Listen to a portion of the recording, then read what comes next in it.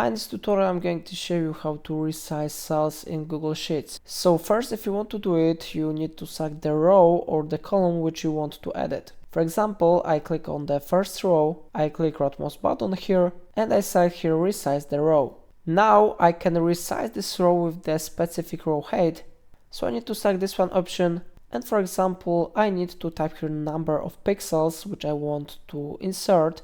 For example, I'm going to type here 40 and I click OK button. How you see, size has been successfully increased here, so how you see it really works.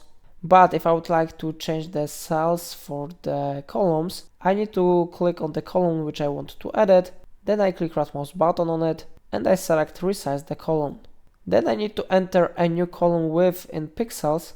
For example, I insert here 300 and I click OK button. And how you see, it has been successfully increased. So how you see it really works. If I helped you to use it, remember to like this tutorial and subscribe my channel. Please let me know in comment if it's a problem.